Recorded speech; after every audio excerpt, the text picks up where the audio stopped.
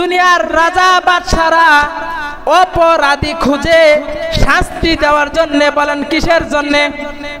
দুনিয়ার রাজা বাদশারা অপরাধী খুঁজে শাস্তি দেওয়ার জন্য, আর আমার আল্লাহ রাব্বুল আলামিন অপরাধী খুঁজে আপনার ক্ষমার জন্য। সুবহানাল্লাহ।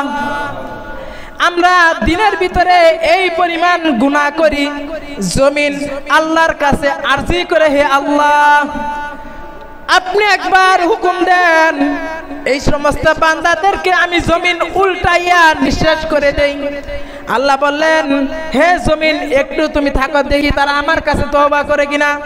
যখন রাত্রি হয়ে যায়, রাত্রি গভীর হয়ে যায়, আল্লাহ রাব্বুল আলামিন প্রথম আসমান আয়েশা বলে, হে আমার বান্দারা, যারা গুনাহ করেছো, যাদের সমস্যা আছে, যারা নিজেদের উপরে জুলুম করেছো, আমি আল্লাহর কাছে ক্ষমা চাও, আমি আল্লাহ ক্ষমা করে দিব। সুবহানাল্লাহ।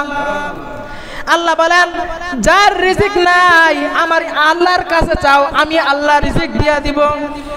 যার কোনো সমস্যা আছে, সমস্যার সমাধান হয় না, আমি আল্লাহর কাছে বলো, আমি আল্লাহ সমাধান করে দিব। আল্লাহ রাব্বুল আলামিন এইভাবে প্রথম আসমানে আয়েশা বান্দাদেরকে ডাকতে থাকেন, ও মুসলমানি বান্দা, আল্লাহর গোলাম, আমরা তো মনে করি আল্লাহ রাসূল আমাদেরকে আপনাদেরকে কি করবে? সুপারিশ করবে। কাল কিয়ামতের ময়দানে যখন হাসর কায়েম হয়ে যাবে, আল্লাহ রাব্বুল আলামিন আল্লাহ রাসূলকে আমাদের আমল নামা দিবেন। এমন ভাবে আল্লাহ রাসূল আমল নামাগুলো উল্টাবেন। যখন দেখবেন একদিনে ফজর নামাজ নাই, আরেকদিনে যোহর নামাজ নাই, আরেকদিনে মাগরিব নামাজ নাই, কারো সপ্তাহের ভিতরে একটি নামাজও নাই, কারো জুমার নামাজ নাই। এমন বান্দা আছে যারা বছরে একবার ঈদের নামাজও পড়ে না, যুবক। তাহলে বলেন আমাকে আপনাকে আল্লাহ রাসূল কিভাবে সুপারিশ করবেন?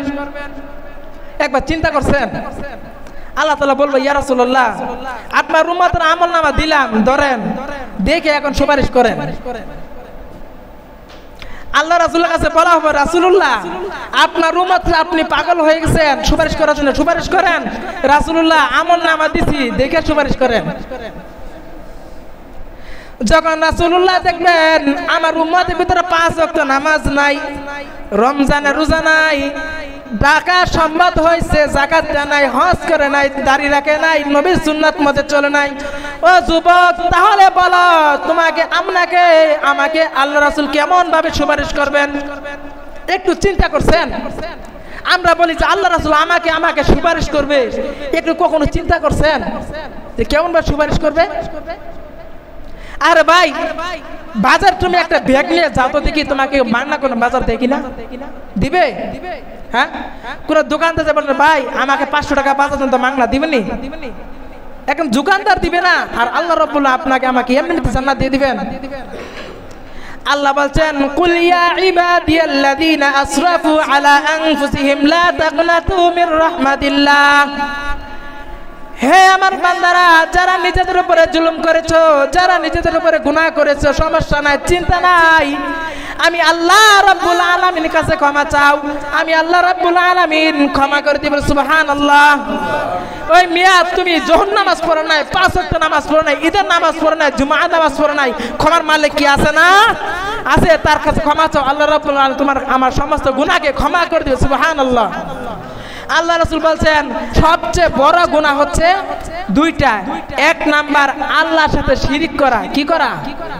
2 নাম্বার মানুষকে হত্যা করা। আপনি নামাজ ছেড়ে দিয়েছেন, আপনি কি আল্লাহর সাথে শিরিক করছেন? মানুষকে হত্যা করছেন? হ্যাঁ করেন না। আপনি তো মুসলমান, আল্লাহর কাছে তওবা করেন, আল্লাহ এর আগে যত নামাজ গেছে তো গেছে, আজকে দিনে তওবা করলাম, জীবনে নামাজ ছাড়বো না। আল্লাহ এর আগে রোজা গেছে, এরপর থেকে যত রোজা আসবো আল্লাহ রোজা ছাড়বো না। আল্লাহ ধন সম্পদ দিয়েছেন, এর আগে যা গেছে, এখন থেকে হিসাব করে পাই যাকাত দিয়ে দিব, আল্লাহ সমস্যা নাই। আল্লাহ ধন সম্পদ দিয়েছেন, এর আগে হজ করি নাই, সামনে বছর হজ করে নিব, আমার আল্লাহ কি ক্ষমা করার জন্য প্রস্তুত আছে না? আছে। আল্লাহর কাছে তওবা করতে হবে। আল্লাহ আপনাকে আমাকে ক্ষমা করার জন্য প্রস্তুত, তবে কি করতে হবে? চাইতে হবে। এ বাংলায় কথা আছে, বাচ্চায় না কান দিলে মায়ও দুধ দেয় না। আমার আপনারা ভালো জানেন। এ বাচ্চা যদি চোখের ভিতরে চুপ করে শুয়ে থাকে, মায় কি ইচ্ছা করে দুধ দিবনি? হ্যাঁ, মা কি ইচ্ছা করে দুধ দিব? বলছে বাচ্চা চুপ রয়েছে। আর যখন বাচ্চা কান্না শুরু করে, মা এসে কি দেয়? দুধ দেয়। আর তুমি আল্লাহর কাছে ক্ষমা চাইলে না, আল্লাহ কি ঠাকা পড়ছে তোমাকে আমাকে ক্ষমা করে দিবে? যারা বাচ্চা কান্না করলে মায়া এসে দুধ দেয়, তুমিও কান্না করে চোখের পানিটা ছাইরা আল্লাহর কাছে একবার দুইটা হাত তুলে ক্ষমা চাও। আল্লাহ রাব্বুল আলামিন তোমার আমার জীবনে যত গুনাহ আছে সব গুনাহগুলোকে ক্ষমা করে দেয়। সুবহানাল্লাহ।